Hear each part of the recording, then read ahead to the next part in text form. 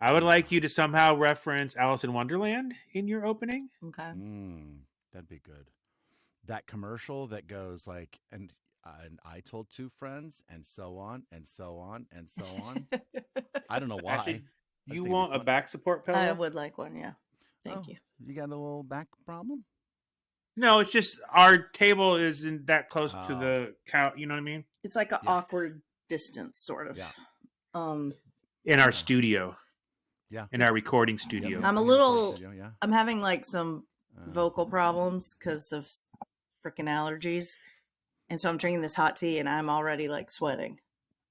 Also, I would like you to include in your intro some vocal fry. Oh. Like that. Yeah. That's real bad. Maybe the whole episode would be great. Ew. We should just live there for the whole episode. He knows I hate it. We should all do a vocal fry episode. Anyway, let's just cool. So what do I start or we just intro? What do we do?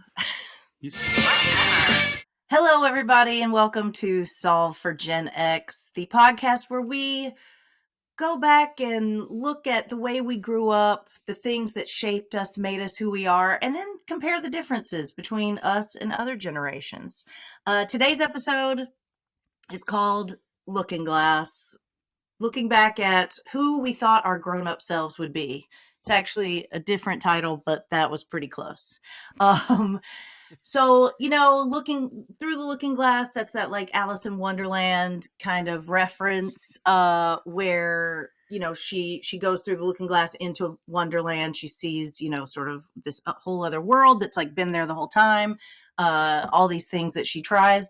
And so our goal today was to do just that. Go back to when we were kids or even in high school, through our years, what we thought our grown-up lives were going to look like, and then compare how they actually turned out. What was the difference, the plus or minus? And if this sounds interesting to you and you enjoy the episode, maybe you could tell a friend, and then they could tell a friend, and so on, and so on. And that's how we launch our show. And so on. Solve for Jenna. And we got the music. Great. That was excellent. That was pretty good. Solve for Gen X. It was the angel parachute pants, skinny ties, neon headbands. We rode our bikes, cause helmet free, but nicotine from a vending machine. Decades, pastimes, memories, and master songs. Solve for Gen X. Solve for Gen X. Solve for Gen X. Solve for Gen X. That was excellent. That was pretty good. That was pretty good. Really well done. Were you drumming and playing the bass at the same time? Always. Always. That's excellent. That's pretty good. I'm sure I've done that before on this podcast. I mean, this is he's doing it in a very cramped situation. A lot of times I'm it's trying to much make broader. sure it's all on camera, but I do like to play the bass way up I there. think it needs He to be does. way up here. It's pretty good. Yeah, it's very like, I'm like, is that a bass or is that just your nip? Like, what's happening there? What am I doing with this hand? You know what I'm doing with this hand. Guess what I'm doing with this hand? I don't know. Hey, I'm Ashley Ward, Gen X 1972. I'm Nate Starkey, Gen X 1971. And I'm Matt Vogel, Gen X 1970. Almost Wow, this time we did it in reverse order. I like it. It's beautiful. Hey, before we launch in, something I learned that is unrelated to this topic, but related to our podcast in general, is that I didn't hear this before, but in between Boomer and Gen X is Generation Jones. What? I never heard this before. I have never heard. And I don't think you could even find. Where did you find that? On the interwebs. There's all these weird things. But I like it actually because it makes sense to me, because there is a generation of like people who are like 10 years older than us that aren't quite baby boomer yet, but don't feel super Gen X-y to me because they came of age in the 70s when we were still children.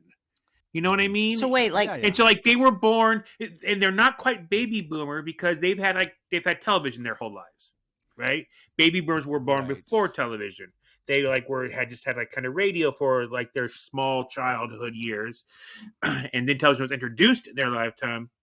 But there's this generation that's not quite us, that we're sort of like it's like a Studio 54 kind of generation. That's not Oh. quite. It's not hippie. They weren't like eligible to be drafted into Nom or anything like that. Yeah. That would be like my stepdad. Exactly. Would fall in that. Exactly. 100%. Yeah, And I a lot feel of like people- people that are kind of close to our age, then like if like the baby boomers was the 40, like the end of the Six. war, right? 46 Yeah. to what, 60? You're right. 65. I mean, that's Like when we, people came back from the war and had all these babies, right? okay. So these are That's the why they call it baby babies. boomer. And are Yeah. these the babies? These are the babies? The baby boomers are the babies.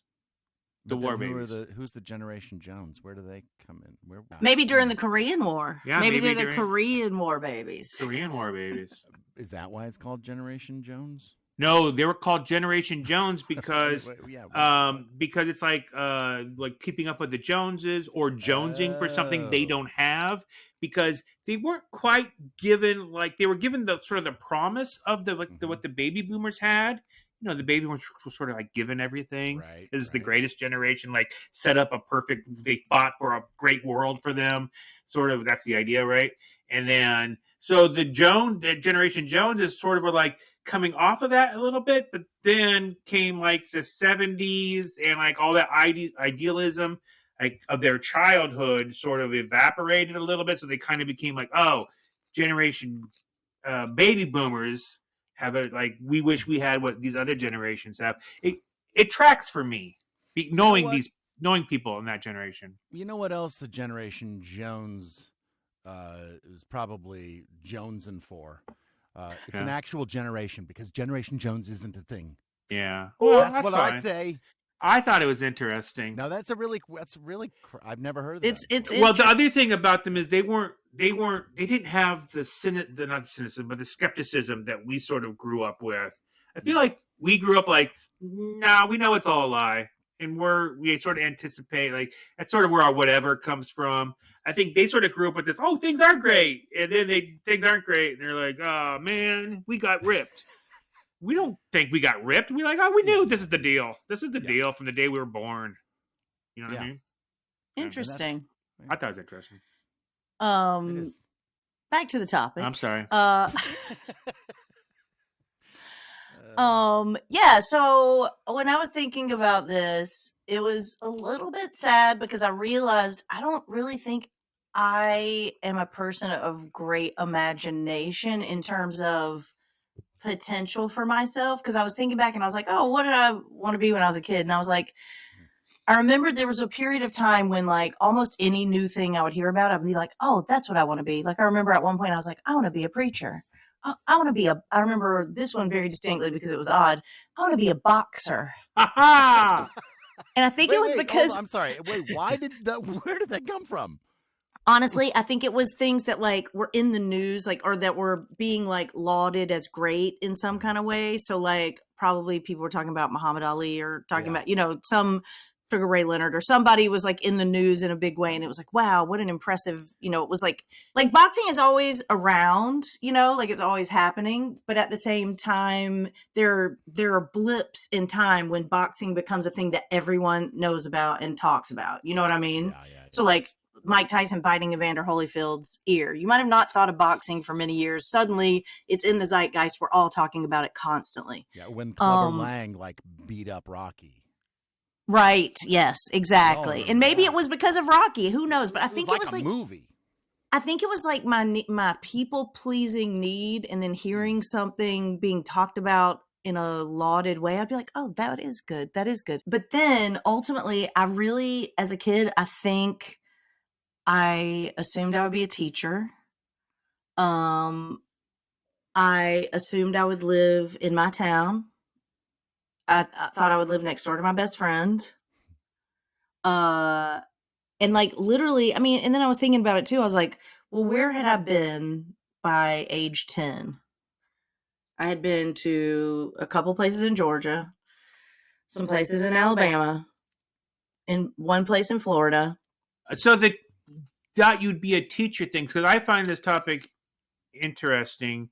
Like speaking from generationally speaking, right? Because I know a lot of like my stepmother, for example, who is was a teacher, Yeah. but is so super talented that she could have been any number of things. Right. That I wonder if she grew up thinking, oh, that, so imagination wise, you're talking about, right? Yeah. Maybe that's all that's offered to me as a woman is to grow up and be a Hmm. teacher or receptionist or a secretary or something. So do you think you wanting to be a teacher is a holdover from that a little bit? Or I is it- do. okay. Yeah. I also think it could be though that teachers were like that was one of the adults, the main adults that we dealt with every day. Yeah. Right. And I mean, that was an example every minute of the day of a job that was Yeah. being done right. And in that front was of us. like, And if you're an intellectually curious person, then teacher is a person who knows stuff. right. That's a And great I thing to be. was, I think I've mentioned before that I started my own library for my neighborhood. No one ever checked any books out, but I did put the little cards in the back, and I made the little thing to hold the. So I guess my Check out question cards. was, how much of it to you was like the teacher does seem like a cool thing to be, or an interesting thing to be, or something that I've been introduced to that I admire, or how much of it was that? How much was it like, well, I have limited options, and teacher's one of those. I don't think it was even that deep as I have limited options, but I No. think that feeling, that holdover feeling, because I mean, my mother became a teacher, and like, God bless her, literally worst person on earth to teach anyone anything. So I think she's Like- another good example of someone who's like, Mm. why would you think you want to be a teacher? It's like, oh, well, if in your lifetime that's what women do, then yeah. You could be a that's what I teacher should or a do. nurse, and she knew she wouldn't be a nurse because she didn't like blood and stuff like that. Right. And she was the first person in her family to go to college. So she was like, okay, I got to figure something out to be. I guess it's a teacher because those are kind of the choices, you know? She was a teacher when you were growing up, or after, or later. When I was a little girl, before I was born, she taught. And then when I was born, and I think she maybe took a couple of years off, like when I was born, and then my sister was born like 21 months after me or something. Mhm. So she might have gone back for a little bit, but she had like a chunk of time she was off.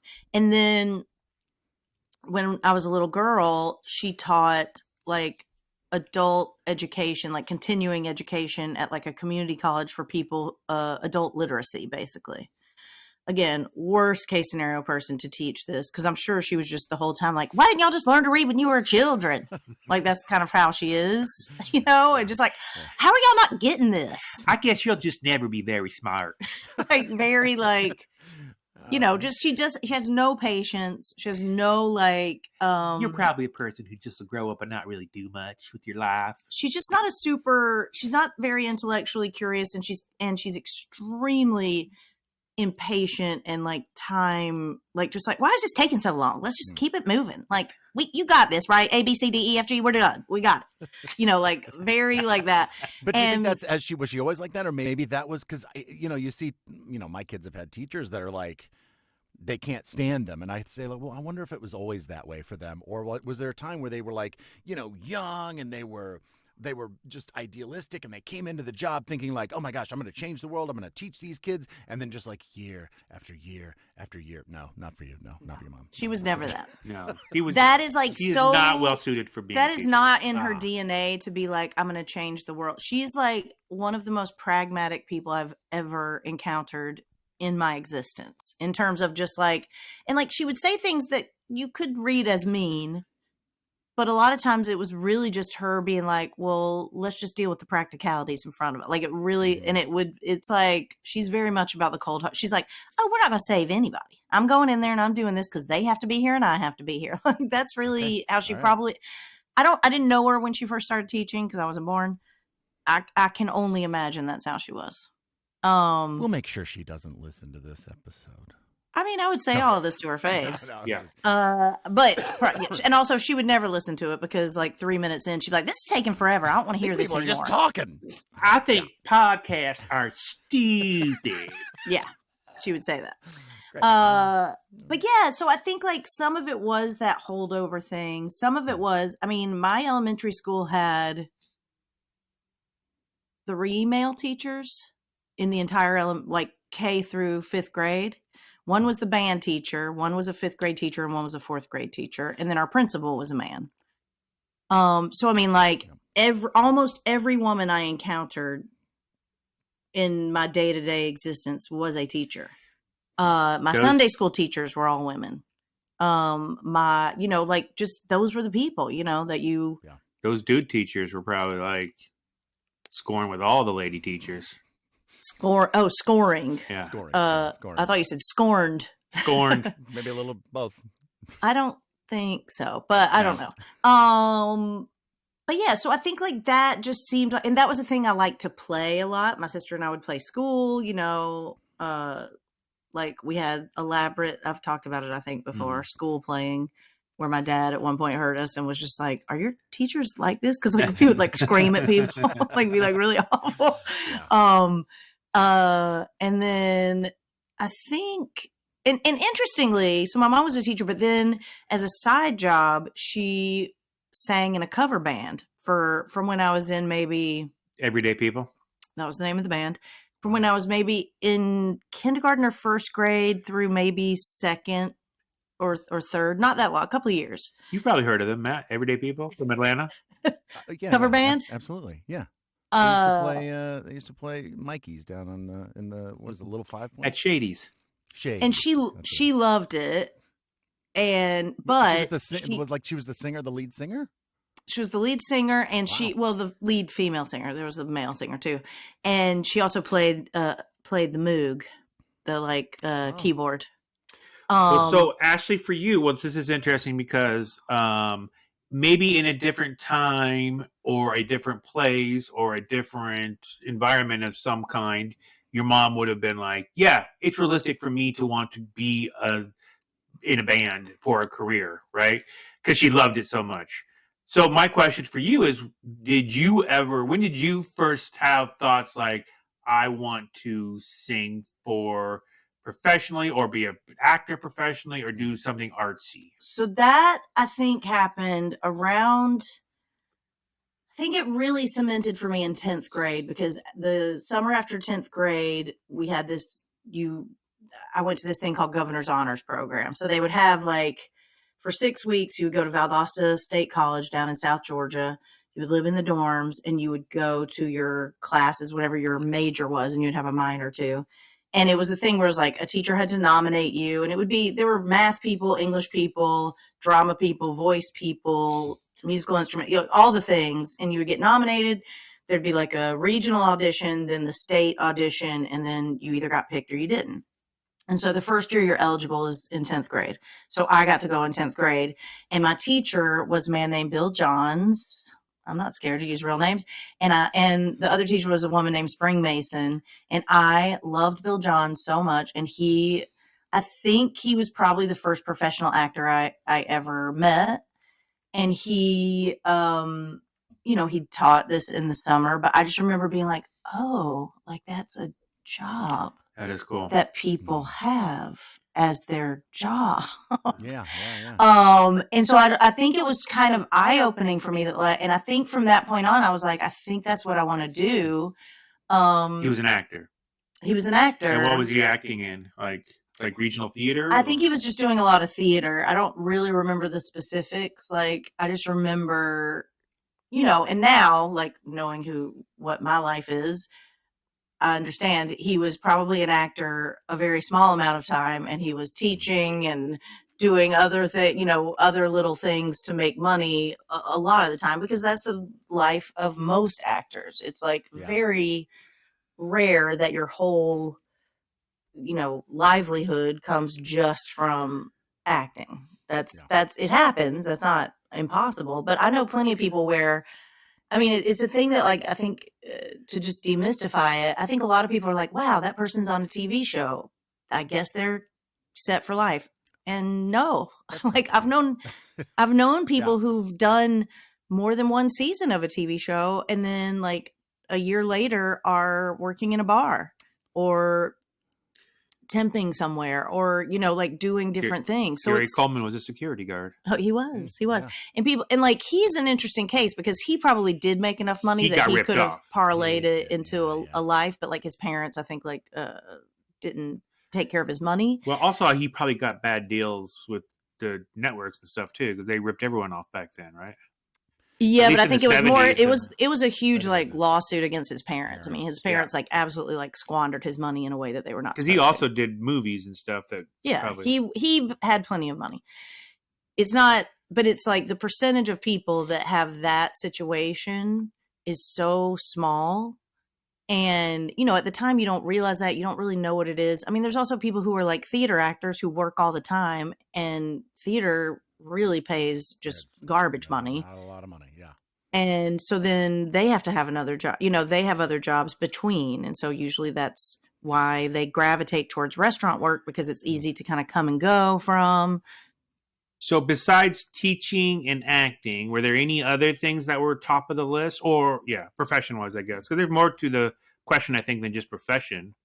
But Right. was there anything else that you ever were seriously thought, oh yeah, maybe that? I definitely thought about like singing and like as a thing, but that for whatever reason seemed even more unrealistic to me. And in a way, that like whole thing of touring and all that stuff, that did not appeal to me. Yeah. And that's like so much of what being like a singer is like, I think, and I know I've talked about this before.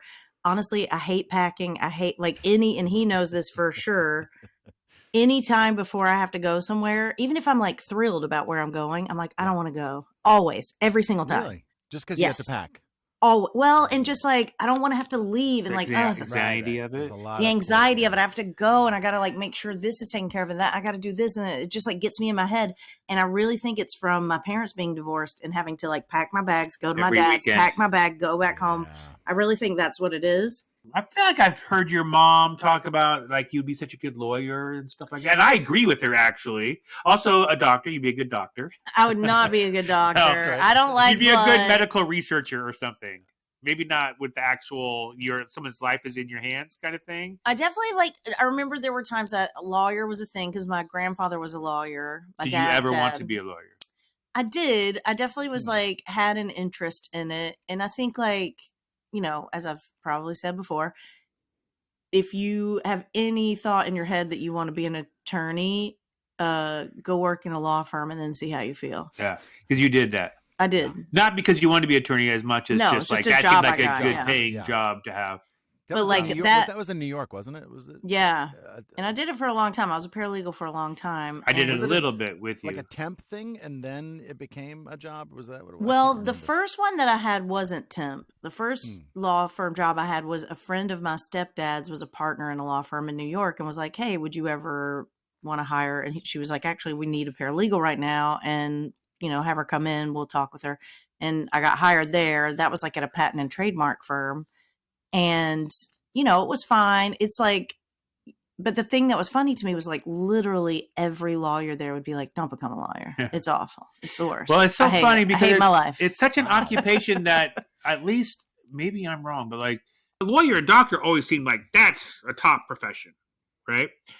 Having said that, there is so much hatred for lawyers from the same people who probably wish their kids had been lawyers. That's right. I don't understand that. Well, my mom, her whole thing was always aspirational thing, maybe that it's like it seems like it's this high. You make a lot of money. That was why my mother liked it. Like you should be a lawyer. Lawyers are the worst. She always thought that because she was like, you're so smart. Like you should do something. Like you should put your brain to use and like. You're so good at arguing because I did argue a lot at home. And I was like, yeah, that's like. What happened to that? How dare you?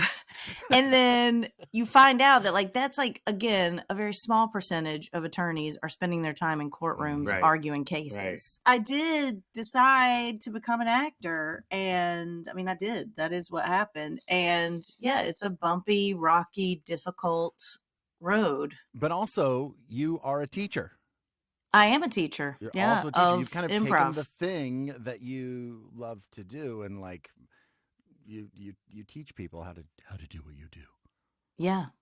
Or try to. And I guess, I mean, you would say like the improv aspect of it, even though it's not like, you know, acting in a show, it's, you know, like a written show, like a musical or a play, although you do those things as an improv actor. What drew you to that? To improv? Yeah. Like when did that come into your life and then you were like, oh, I think I'm good at this. Oh, I think This is the thing I like doing, enjoy doing. Basically, I think it was like when I first moved to New York and I was going to like these open call auditions, which a lot of them would be type out auditions where you would go in, you'd have a number, you'd stand in a room with like 15 people, you'd hold up your number and they'd say 4, 11, 16, stay. Everybody else, thank you very much. You had waited for 3.5 hours and that was your audition. So I did that for Rent like 4 times, I think, and was just like, this is crazy. And then I got hired at Disney. Disney would have these Walt Disney World in Orlando would have these general auditions like once a year, and they would basically be hiring across the board anything they did at the parks above the like character level. And I was in my mind auditioning to be in like the Beauty and the Beast, the live Beauty and the Beast show, or one of their musicals, and it was a great way to get your equity card. And so that was what you had to go in, sing 2 16-bar songs and do 2 contrasting monologues, I think, or something, or do like a comedic monologue.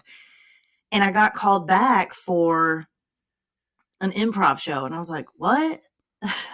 I'm so confused. And so then we had to do improv in the audition and in the callback. Before that? Had you ever done? I had taken like a level 1 class at IO the summer of 96 when I lived in Chicago, and I hated it.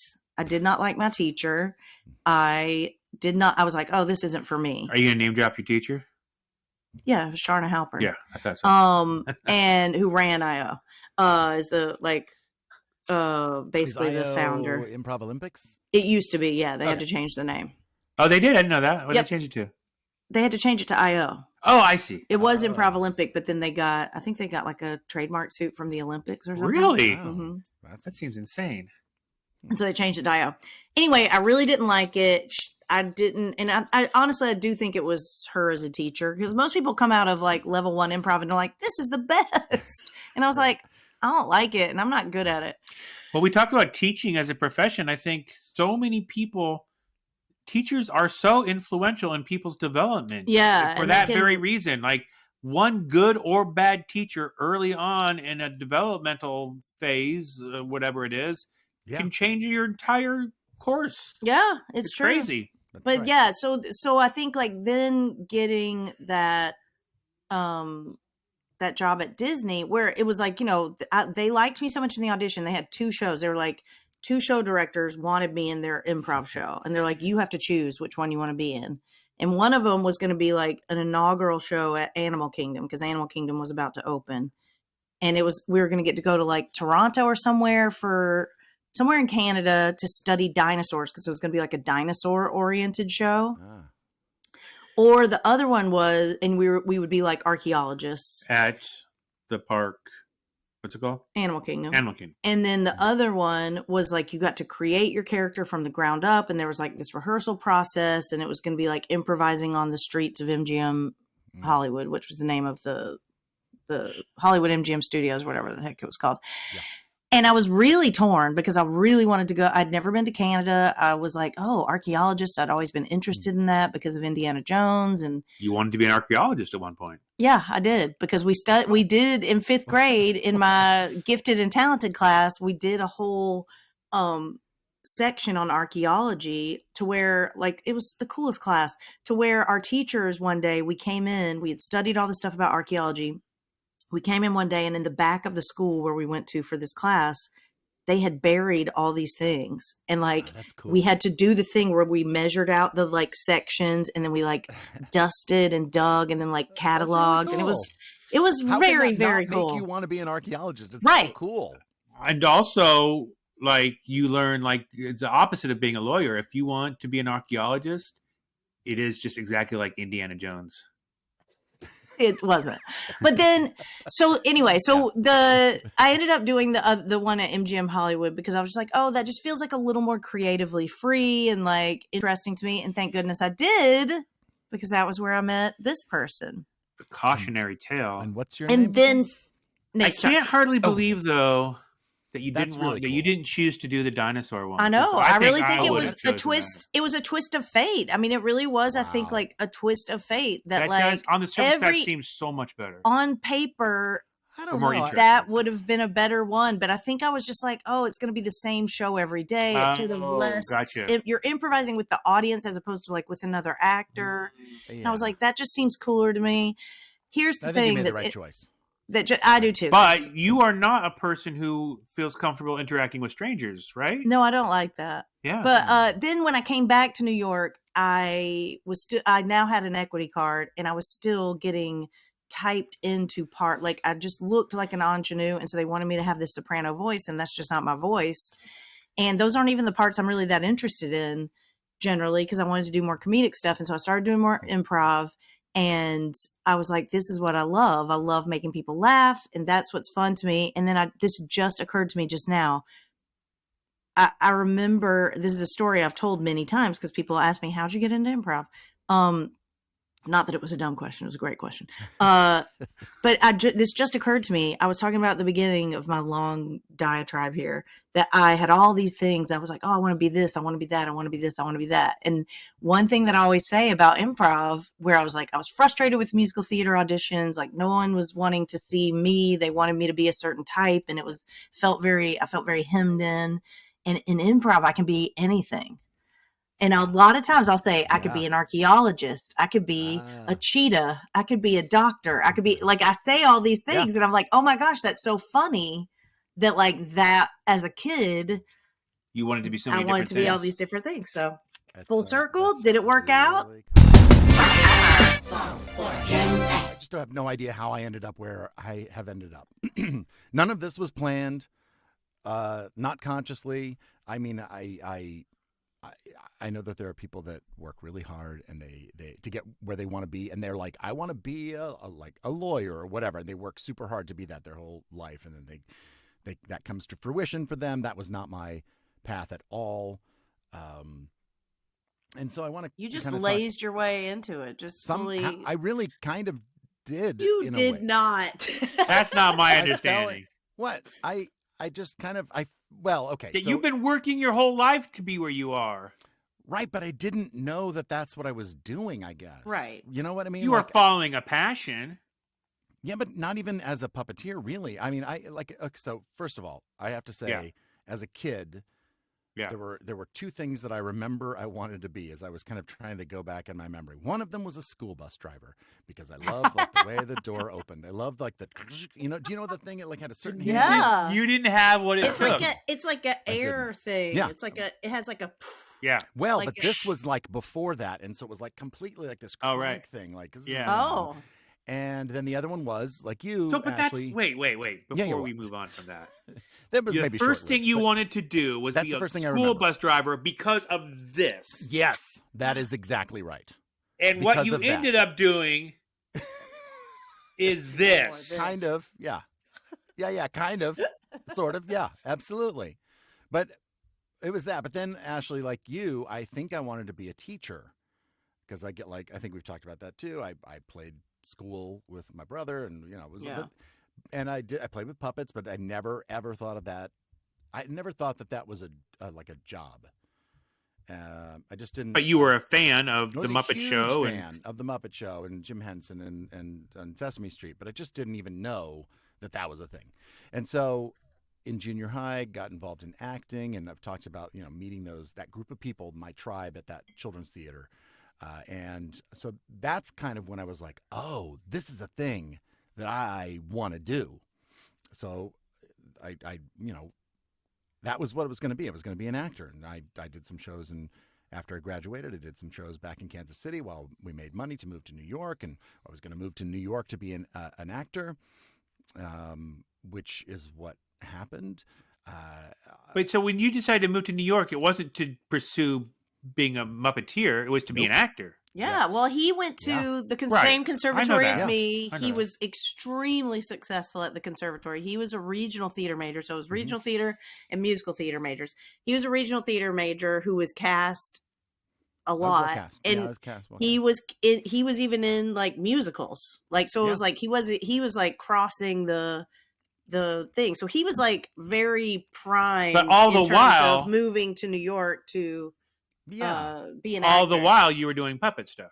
No. And no, it's like, just I mean, interesting.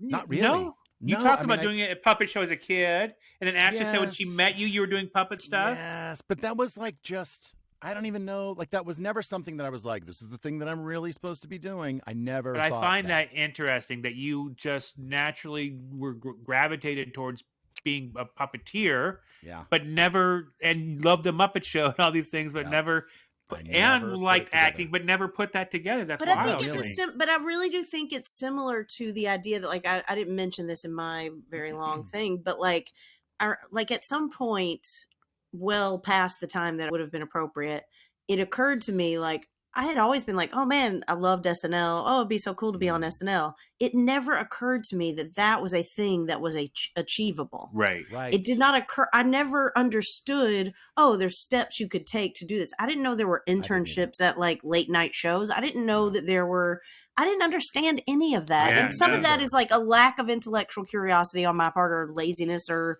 inability to sort of do Sure. something. Or just But I you think had it's other also things.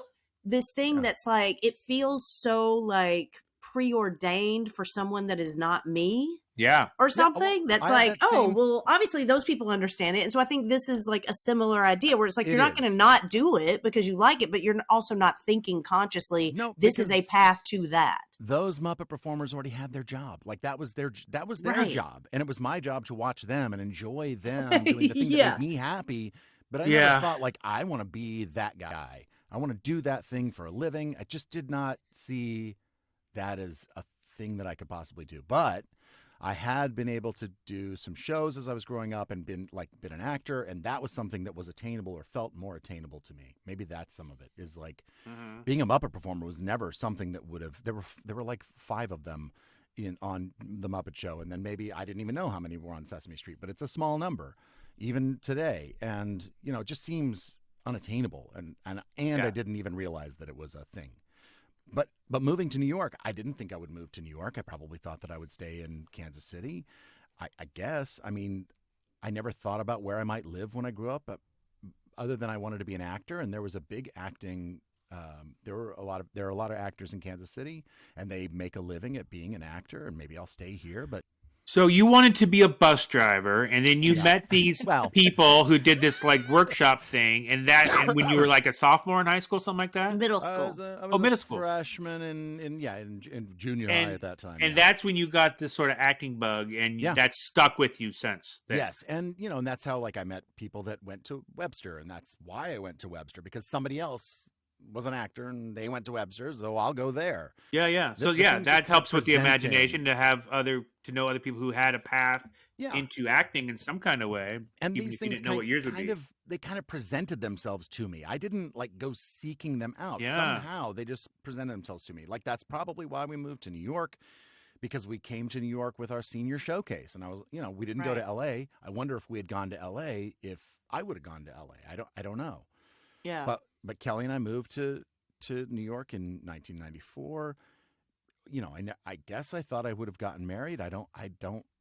As a kid, I never really considered that or thought about it. I guess I thought, You never yeah, you I'll never get thought married. about your future life as a husband or anything like that? Not that I'm No. aware of. Not that I'm aware of. I'm sure. Well, I mean, I had people that I certainly liked a lot, and I thought, oh my gosh, it'd be so Mhm. awesome to spend time with that person or be with them or whatever. And I had girlfriends, but I don't know that I ever thought marriage or like a life, a life together. So Were there any other things as a young person before you discovered acting, or even maybe mildly during that same time, where it's like, oh, this is another thing I'm kind of talented at that maybe I could do? yeah, I mean, my friends and I, we made silly little films. Okay. And but they were still kind of acting adjacent. They were acting stuff, but there was like all improv things that we were doing, just silly videos, and So it was still the acting part of that appealed to you, not the filmmaking part of it necessarily. not necessarily the film. Not necessarily, No, but I maybe think a little that grew both. over time. But back to like personal stuff, I think that like even like kids, I wanted kids, but after Kelly and I got married, we said we'd never have kids in the city, and then we had a kid in the city. and another, and then another, and then and then a fourth, and then like that. These just things just kind of like happened, and we would say like we're not going to have kids in the city. I guess we're having kids in the city, and I we mean, you just do kind of know how it rolled. happens, though, right? No, no. Yes, I have an idea of how it happens. It's- Um, But Kelly has never told you the full story yet. no, no, God, no, no. I can't do that. And yet she Um, keeps duping you into it. I know. So to review. Well, before you review, Yeah. Okay. did you ever want to be and you are this or have been this, but not as your profession necessarily, but a musician, because that is another part of Oh. your talents. That's something you spend a lot of time doing. Did you Certainly- ever want to be like, oh, I want to be in a band that's like a famous band or something like that? No. I mean, one of the videos that we did when we were growing up was like a video of this horrible band. Like they were intentionally horrible, and and none of us knew how to play instruments at all. And it wasn't until our friend Michael, who had a guitar and hung out with me when he moved up to New York. He lived with Kelly and me for like a couple of weeks, and he brought his guitar with him, and he was just playing the guitar, and we'd sing, Hootie and the Blowfish songs or whatever he could play, and then we just started to make stuff up, and then it just kind of again became like something where we were like, well, this is fun, spending time together doing this. Let's do more of this, and that's kind of how that happened. And I think some of it is just being open to the possibility of anything, of whatever it might be. And you also seem to be a person, in my knowledge of you, that is, you've got a lot of energy. Like you put a lot of energy into things, and not just one thing, but multiple things. Like it seems like you. I don't know. I don't know if I say you're driven or what it is, but you just have a lot of energy that you put into things. And so it's like you're very productive in that way. Yeah, I think Kelly would probably, and not just say, in one probably, area or field. Yeah, Kelly would probably say like, yeah, but it's the energy that's not put in the right place. Like, those dishes need to be aren't gonna wash themselves. But yes, I do. I have a lot of, and I don't know if it's just because my mind is always like, I feel like I need to be doing something. I mean, believe me, I took a heck of a nap before we got on here today. It was great, but. Yeah, I think I always kind of need to be doing something, or, through working at Sesame Street, they asked me then, do you want to be a director? And I was like, I think I do want to be a director. Yeah. And then I just happened to be the assistant puppet captain. And when that person, the puppet captain, left that job, they were like, well, Matt, do you want to be the puppet captain? And I was like, okay, yeah, I'll be that job. So it is, like taking on a lot of things and managing all those things. I do enjoy that. I like to be busy. I also like to not be busy. I also like to do nothing. But maybe it's me fighting that urge to not do anything, and I feel like I need to kind of do. You do a lot. That's right. Yeah, Come on. I do a lot. So I wrote these things down just because these are the things that I never thought I would move away from Kansas City and go to New York and be there for 15 years. I never thought I would be one of the Sesame Street Muppet performers. I never thought I'd be one of the Disney Muppet performers. I certainly never thought I would be Kermit the Frog or Big Bird, or be a director or a co-producer or a puppet captain on Sesame Street. I never thought Kelly and I would have kids in New York City, like I said. I never thought we'd have 4 kids in New York City, or let alone another kid once we moved outside New York City. I never thought I would have 5 kids. Kelly says she always knew she would have 5 kids, and I was like, I don't remember that part in our discussion. Never thought we'd have dogs. We always had cats. We have 2 dogs. And then I did write this thing down. Yeah. So Kelly basically manipulated you into a lot of this stuff. Absolutely. She always wanted dogs. Well, I will wait, say- wait. Before did Kelly want dogs? Is that her thing? No, that was it's mine. your kid's That was thing me. then. It was me. When I turned 50, You changed. Yeah, I was like, I need to have a dog. I want to have a dog. I feel like I've grown. What would it be like if I lived my whole life without a dog? And That's I great. love my dogs so much. That's awesome. I will say, after Lila was born, I remember we went out to dinner or something, the 4 of us, and I remember being like, wow, now you have 3. I can't believe it's so crazy. You're like, yeah. And I was like, so are you done? Are you going to keep going? You're like, oh yeah, we're done. We're done. And Kelly was like, no, we're going to keep going. And I was like, wow. And then I remember after Keaton was born, almost the exact same conversation. Yeah. Oh, no, we're done. And like, you were like, we're done. And Kelly was like, oh, I don't know. And you were like, no, we're done. And here's a little secret. I was the one who said maybe we should try for a 5th. That was me. You just thought there was nice symmetry to that number 5. Yeah. Then one really important thing is, like, I never thought that Kelly and I would be happier than we've ever been at this point in our lives, because we're just really loving our time together, and I'm very lucky. I'm lucky that and grateful that I just never really consciously planned any of this. I don't think. I mean, not at least consciously. I didn't do it consciously, and my kids. And y'all are. I was just gonna say, the kids say, like, you took up all the good luck in the family. We don't have good luck now. And I don't know exactly what they mean, because I don't know that it's luck. It's just either like right place, right time. I think there's a little bit of luck involved. I also think, I have worked very hard to achieve the things that I have achieved, but they are certainly not things that I ever thought that I would ever do. Yeah. So. And I was about to say y'all are about to be empty nesters, but that's actually not true. You have exactly. good years so left. long to go. We got a long ways to go. Yeah, we got an 11-year-old. So, although I'm thinking that maybe it's time for him to hit the bricks. Get him out of here. He wouldn't be the first 12-year-old on the streets. Probably 12 not. is the new 18. Yeah. I mean, that's what they're we saying. Should make that a thing. I think I'm really emotional because I'm thinking about your 30th birthday. And Kelly made you a album, and it had all these pictures from when you were a kid with puppets, and like around your 30th birthday you had gotten you'd sort of gone from being sort of a like at will, or like you had done like things here and there for Sesame Street, but you weren't like what you are now.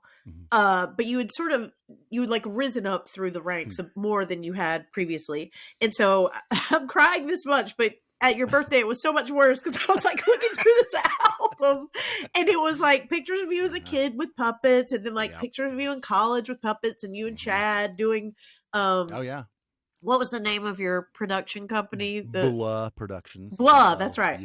I couldn't think of what it was. And then like the ad from backstage for Coca-Cola Polar Bear, which was like, I think the first thing you did with Henson. Is that right? Yeah, it was a picture of Kermit the Frog, and it said, do you measure up to be a Muppet? And they were looking for somebody my height, my weight, the left-handed, everything. And they were like, it was crazy. Great. And that was Kelly that saw that ad, and had she not seen that ad, I don't know why we're here now. Nice. And so, like, because I was 2 years behind Matt, by the time I moved to New York, he was doing some of these things. And so it was like a huge part of the beginning of my time in New York was getting to watch going over to Matt and Kelly's super early. Or no, we spent the night before Thanksgiving, I think. A bunch of us like sleeping on the floor so that we could wake up in the morning. We'd walk down to H&H Bagels, brought back bagels. You had gotten up at like a crazy o'clock. I was gone. And like, for us to watch him on the Thanksgiving Day parade as Big Bird. And it was the first year that you did that. Wow. And like, I went to the first year that you did Big Bird at the Lincoln Center tree lighting. Yeah. And that was a crazy one too, because I was like, I remember I saw I knew you were there. I was there standing with your wife, and I saw you on stage as Big Bird, and you waved at me and you said, "Hi, Ashley." And I was like, Big Bird knows my name. And then I was like, wait, that's Matt. It was such a crazy, Yeah. I mean, for me too. And I even still have those moments where I'm like, I cannot believe that I'm this person that gets to do this. But it was just crazy to like look through that album and see sort of like, yes, you didn't plan it, but like to sort of see like, it's like that thing of looking back at this trail of breadcrumbs that you didn't even know that you had dropped. And like, oh my God, they like totally I think took me. That is what it is. And I just kind of had to gather all of the tools along the way, like it just didn't do it all like as one thing or being even maybe aware of it. It just kind of happened that this was the way it was supposed to be for me. I wish I could blame all this on menopause, but I think we all know that this is just who I am. I was gonna make a correction and tell you that was not Matt's 30th birthday. It was his 30th birthday party, True story, which because was actually my 30th. Right. it was. Yes. That must have been your That's right. 31st birthday party. I But she guess probably wouldn't have so. had that huge party for you on your Probably 31st not. birthday party. But I thought you were a full Mm. year older than me. He is. It was, you know what, though? It was. Was it my It 29th was a birthday? surprise party. And so it might have been your 31st because it was like, I can't surprise him on his 30th. He'll know. Mhm. But if I surprise, I think that may actually have been what it was. It could be. I don't know. Because I it don't was remember. on, the surprise party was on Nate's It actual was on- birthday, which is what day is that? It's October 1st. October 1st. Okay. So it was definitely, and it was like intentionally She did not have it on your birthday. it So was no very surprise. intentionally not on your birthday. Okay. And I wonder if it was very intentionally not on your 30th birthday as a way of like, haha. A surprise Maybe. party. You can I only don't get know. away with one surprise party. That's like right. that. Yeah. Yeah. I don't know. Anyway, that was quite a display, but but it was so sweet. Yeah, they still I have that. guess. Oh, nice. of course. Yeah. Nice. God. You All right, better. Nate. I guess the transition is to me now, since Yeah. I introduced my narrative into the story about the 30th birthday thing. Yeah. Which is apropos because it was not a great moment for my like someone else is being like lauded but I was there. Pretty perfect. God.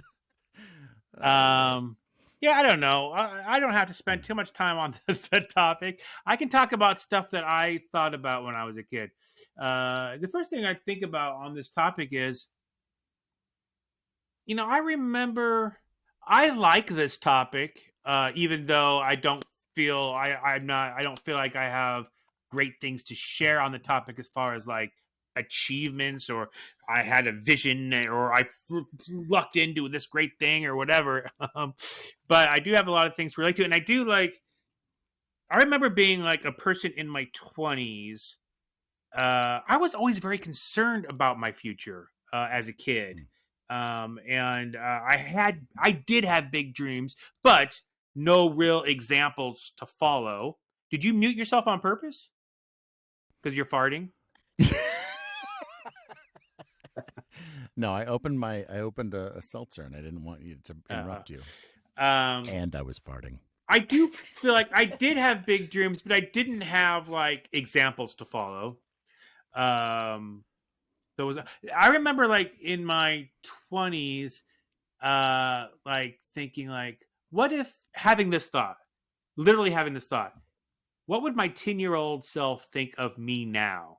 Like if my 10-year-old self, had you ever had that thought, either of you? So like if my 10-year-old self just had a quick like glimpse and didn't get the full context or whatever, but just saw me, my future self in this moment doing this thing right now, would that 10-year-old self be? And I'd always have the thought when I was doing something cool. Yeah. Okay. Yeah. Well, I mean, that's the time. Like, I remember I did a show at the Sydney Opera House, and like we lived like down the way from it, and so we would walk there. We were like walking distance, and so we would walk. I would walk down the street to the harbor, and then you'd turn right, and then you'd see the Opera House, and then I would like walk in and like swipe my thing. And I just remember I would always think like, this is insane. That this is what my life is. And if I was 16, I would never have even dreamed of going to Australia. I wouldn't have even, I mean, I always thought Australia was the coolest, but I was like, this would be wild to me that I'm like working in Australia at like this most iconic place, Yeah. So yeah, there's definitely, I've done lots of cool things like that in my life, things I would have never dreamt I would have done. Like even things that don't seem that crazy, but as a kid, like that's not something someone like me does, like go to Hawaii.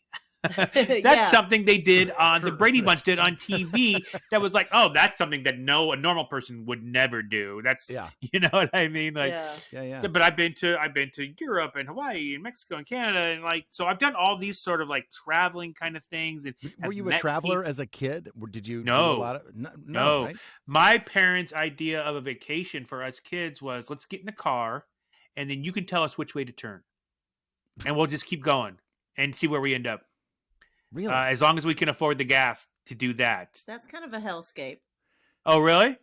What? I thought it was pretty neat. But did they actually? I mean, were you really You- going somewhere? I mean, did they have Right. somewhere in mind, or No, that nowhere was in the mind. day? Or I mean, would you Nowhere stop? in mind. It's We're just gonna like, stop let's here do to- something. Let's like, instead of a vacation or going somewhere or a destination or something, here's what us poor people will do that will seem fun and adventurous Yeah. and give the kids some sense of autonomy. Like, let's get in a car and you can tell us which way to turn and we'll end up wherever we end up. And it'll feel like we'll discover something as a Choose family. your own adventure. Yeah, like a choose your own adventure. That guy, I thought that was cooler. It just seems like a recipe for like going not In a anywhere circle. good. Yeah, Yeah, or in but a that's like circle. we can't afford to go anywhere anyway. Right. So Well, like, I was thinking maybe they were thinking like, well, yes, we'll turn right, but we know we're going to get on the highway and we got to. Well, I go mean, to No. this there's place, so we're going hundreds to of this hotel national or parks whatever. in Colorado that are. and we there's would a lot of cool places we would in Colorado. like to go. my grandmother lived in Estes Park, so we would go up to Estes Park and we would be in the mountains and do beautiful Colorado things. And once or twice a year, I could go skiing. But that was when skiing was like $9, for a day, or at least a half day or something, probably at Loveland. But no, we never went on vacations. I went to South Dakota to visit grandparents, and then I would go with my grandparents who were snowbirds and drive with them from South Dakota to Arizona. So stuff like that, but like going to a foreign country or Hawaii is not a foreign country, I know, but it used to be. But going to Europe or something like that, like those are like amazing. Or like meeting like famous people. I've done a lot of like that kind of thing. That if I don't remember playing that game in a while, that like, oh, if my 10-year-old self could see this. But I had plenty of those moments. But my first thing I remember wanting to be is a tortured artist. I literally idolized Vincent van Gogh and like learned all I could about Vincent van Gogh and spent my time drawing and loved Vincent van Gogh paintings. This is like when I was 10 and younger. So like that's weird, right? As a 10-year-old? Yeah. Like, I mean, it's interesting. That's the first thing I can honestly remember wanting to do is to be a tortured artist. And were you guys good at are like drawing? so Did you weirded draw? out by Did me. you? No, I no, did no. draw. I'm trying to figure out like, did you like how long was this fascination or desire to be a tortured artist last? It still continues to this No, I day. mean, I don't think I didn't like get older and still want to be tortured, but I Right. did like always have art as an interest of mine. And it was sort of like a talent that I discovered early that I was rewarded for, that I was like, oh, this is a way for people to like me or to think I'm good at something. like being a boxer. Like being a boxer. I think I'm more narcissistic than Ashley, though, in that like the tortured artist thing is like that's a narcissistic thing to like, because that would make me special in some kind of way. You know what I mean? Yeah. Like, and it's a weird choice to make, but It's just the tortured part, like the artist Yeah. part. That's pretty normal. well, yeah. what did I that's know normal. about like I didn't know about any like just working artists. But it was also like you were emulating someone who was sort of renowned for being a tortured, like That's right. tortured themselves, were Right. like cut their Like own ear I off, appreciated like, you know. art. Yeah. And so here's like the most famous artist that I had ever heard of was Vincent van Gogh, and I got some like attention for having some talent at art. So I guess that's what I could do, is like, I guess that's something that would make me special, is to like, because Vincent van Gogh is like famous for all time. Yeah. I mean, that's to me a very narcissistic thing. And children are narcissistic, so that's fine. But don't we whatever. all want to kind of make a like some sort of, even whatever it is, like we want to make some sort of impression on the world to Yeah. make us Right, feel like And there's a especially reason. when you're a kid fantasizing, I think, I think that's part of the biological imperative to have children. It's Yeah. like part of like what makes, right. why we procreate is to like leave something behind. Yeah. Well, and then I was like, I'm a weird kid, right? Because then I went from that to like being really into John Belushi, Another tortured Yeah. artist, right? Yeah, And I yeah. read Wired when I was probably too young to be reading Wired. And I've talked about this in another episode. And it's like, this is a special people just don't end well, but they're famous and people look up to them and love them. And like, I guess I want to do something like that. And they don't like, and so it was always, but I didn't know how to like, so anyways, I also started getting attention for having a loud voice and being so I could be an actor of some kind. I remember when I was in fourth grade, we did like an African studies thing where we made our own little paper mache. I think we talked about this in another episode. Paper mache masks from like new African fairy tales, or not fairy tales, African Folklore. folklores. Papier-mâché? Is that what you mean? Papier mache. Okay, thank you. And then we would read an African folklore, and then the teacher made me play the lion because I had the best roar in class and I could have a big voice and do that. So that sort of started giving me the acting bug. It was a tortured roar. Yeah, tortured roar. Oh. But that so, gave you the acting bug like in fourth grade, right? Yeah, pretty young. And so, but I didn't like. But then also, I wanted to be a journalist. I don't think I ever really wanted to be a journalist, but I spent a good part of my young life. I was the editor in chief for my high school paper, and I chose the University of Kansas because they have a great journalism department. And I was thinking like, that's what I'll be. I'll grow up and be a journalist, even though I don't think I ever wanted to do that. I think I just wanted to be like, I would have much, yeah. Again, it's like when you're a kid, all these, like you want to be an archaeologist, you want to be Indiana Jones. You really don't want to be an archaeologist. Right. You want to have an adventure. You know what I mean? Yeah, that's true. I didn't really want to be a journalist. I just wanted to like be a part of something important in some kind of way. Yeah. You know what I mean? Yeah. And I still is that what you went to college for? Or did you? That was my plan going in. Yeah. But I also was taking art classes, and then I was like, oh, you know what? Philosophy is really what I'm more interested in than any of these things. So I started taking political science and philosophy classes after when I started. And then I was going to like the city school in Denver, like Metropolitan State College, after I didn't have enough money and didn't have good enough grades to continue at Kansas. Because really what I mostly wanted to do as a young person was just party. It was just like because I switched schools every 2 years growing up until high school, I didn't grow up like with friends. And I also, because of divorced parents, I didn't live in the same place for very long. So I always had a hard time. Like I didn't have friends. Like I didn't. So, and when I'd go to a new place, I was always very introverted and afraid. Like I didn't know how to like meet everyone. But I knew how to like show off when I was given permission to. So like the roar, it's the lion thing, you know what I mean? Or I could be like the best kid in the art class and stuff like this, and like get attention for being talented, but being afraid to be thought of as a show off in some kind of way, and also like not sure, like no one knows me or knows anything about me, and I don't know how to like introduce myself to people sort of way. But when I hit high school. Wait, who's going to ask you? Yeah, but first, so when I hit high school for the first time, I did have the same group of friends for more than a couple years, and then I started to become popular and like in a social group sort of thing. So I was really like, my soul needed that. My soul needed to feel like I belonged to a social group sort of thing, and so I put too much focus into being popular and going to parties and having girls like me and this sort of stuff.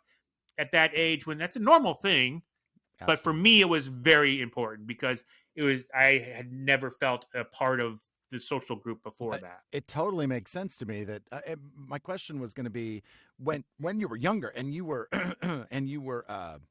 moving like every 2 years, did you know that was going to happen? Like after a couple of times, did you know? I know that this is short lived. No. Or would you be making efforts at that? In that time to like connect with people, or was it like you did make friends but then you moved and so that was like it? Yeah, that's right. Yeah.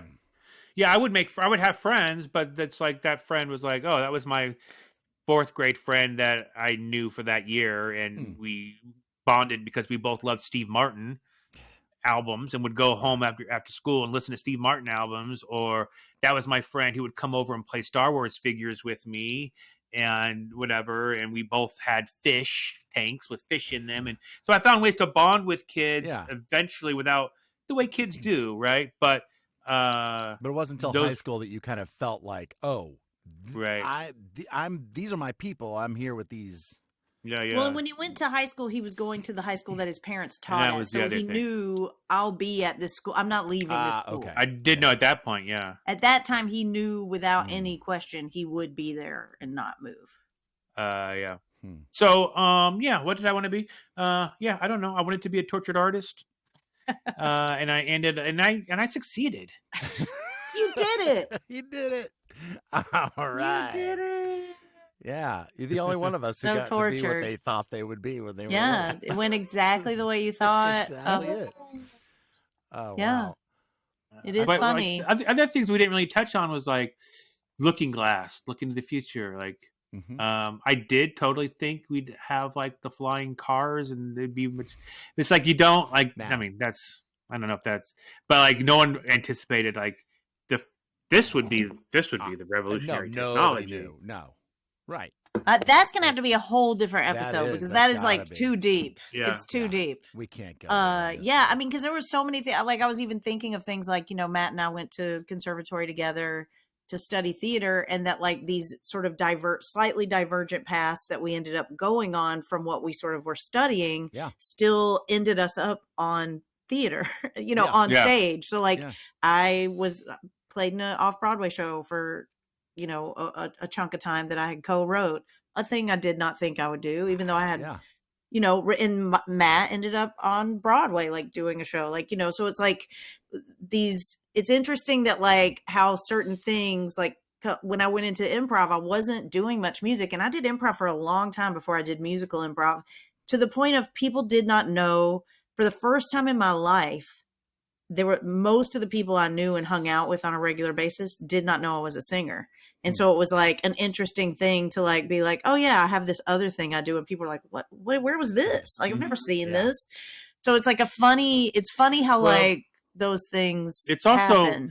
it's also interesting, like listening to all of your stories, and our guest was the most fascinating. I mean, Yeah. they're all fascinating, but hers was so amazing that it was all sort of like just a path was laid before her that You don't have a choice. she said yes to, and happened to have the talent that lended itself towards those things, and knew what she didn't want to do, and like really. So I love that story, right? Yeah. I mean, to me, that's like I always thought like. I remember like having like after my freshman year of college, like having a conversation with my dad, because I never had like those examples, right? Not her, but like you guys talked about the kids that you knew that went to Webster, and you for the first time learning, oh, this is a thing you could actually do. Like I had fantasies of being on Saturday Night Live, like John Belushi did, or becoming a famous artist. Like there was no path to that, right? And I didn't know what a path would be to like I knew like what John Belushi did. He went to Northwestern, and then he did Second City, and he was in Chicago, and he lived in Chicago, and like so I was like I remember like after my freshman year of college, like not doing well, and realizing that I didn't want to do the work I needed to do to go get into journalism or whatever, because I couldn't even take a journalism class until my junior year at Kansas, and I was just like so bored, and like I was like, let's party, I guess is what I can do here. I don't know what else to do, and I didn't have any money. When in doubt, just party. I didn't have any money, and so I having to talk with my dad. I was like, well, what did you think you were going to do? Or like it's like I just thought I was going to get discovered. Like that was like. I don't know how else does it work. Like you just get discovered. I don't know what the formula is on how to do these things. And I think like for a non-traditional career path, like that kind of was Carmen's story. Yeah. Kind of, yeah.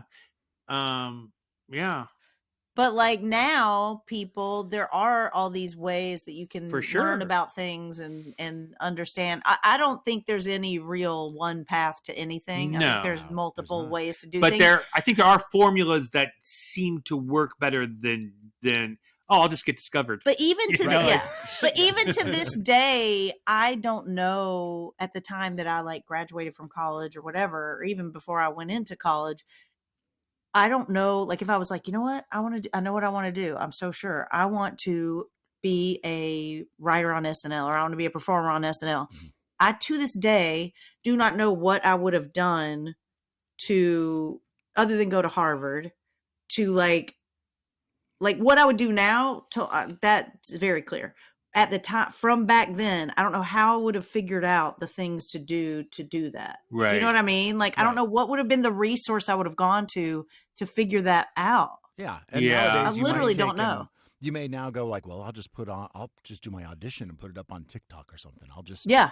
It keeps make changing, people yeah. see me, you know, or, you know. Well, there's- before at it's one so point it different. was like go to the improv theaters and specifically UCB or Second City Yeah. or Maybe then luck like out. but now it's like Groundlings. maybe that's some of that's true as still but now like there's this TikTok thing. Jay Farrow 100% was a YouTube video of he lived in Florida or something, I think, and was just putting impressions on YouTube, and they found that video. Yeah. Discover me. Well, I mean, that's kind of what that was. It's just that's what it discover was. me. But I do think there's a recipe for success that I never understood. Same. And I think Matt, you're a great example of it in that you know you've worked hard, and I mean, and you've been lucky. Part of that luck is just like who you are, like your talents, like you know what I mean, like. Yeah, I don't. and I mean, I can't explain that. why some people are talented at some things and people aren't, and it's there's- like how you were raised and what your natural gifts are, or whatever. Like that's some luck involved there, but it's also about working hard. And then the other part of it, I think, that's like just being a nice, good person that people are cool with working with. You know what I mean? Because it's like no one wants to hire you to be in their thing if they don't like hanging out with you. And you know, we have a program at Sesame Street that I run and kind of created, and it's a mentorship program for potential Muppet performers in the future. And like one of the things that I say, like one of the most important things to me, you can be a great puppeteer, you can be an amazing actor, but you really do need to be a nice person. Nobody wants to work with a jerk, and so that's like a famous line in Bossy Pants, Tina Fey's book, about a way that she would use to gauge if she wanted to hire someone. One of the big pieces was, would I be okay running into this person at midnight after like a day of being on set all day? And like, is this going to be a person I'm like, oh God, I got to deal with this guy after this? And I'm like, yeah, that's a thing, you know? Yeah, it is. It's interesting. And I think for a lot of people, and I think some people are so talented, maybe they manage to succeed without that part of it, or so lucky or talented. That's definitely been true historically. I think that is becoming less and less true, honestly. I think so, yeah. And some people are just, again, the luck part is like their parents are Nepo baby much? the Nepo baby stuff. But I also think like part of that too is just having the example, and our guest was a perfect, like she became the example for those after her. She had no example, so she had to, like, luck was a big part of it for her, and just knowing sort of like what she didn't want to do was so helpful to like lead her towards something she did want to do. But it's nice to have someone like to do it.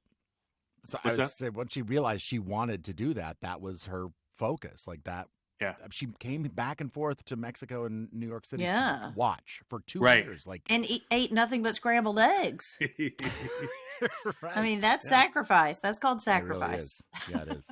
Yeah. And that's why she had diarrhea for 3 years. Yeah. Yeah, it is.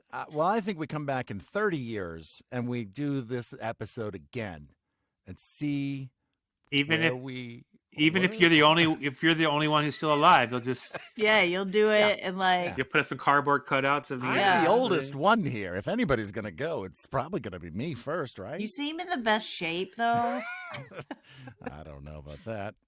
All right, so it's a deal. We're going to come back here in 30 years. Yeah. And if none of us are married yet, we'll all marry each other. Wait, what? Perfect. All right. Should I stop this? Yeah. Yeah. So sorry. And the time, our six-man look that loves shrimp, more tiny shorts to exercise, met some chicks on party lines, cute contradicts, tears for fears, adjusting TV rabbit ears.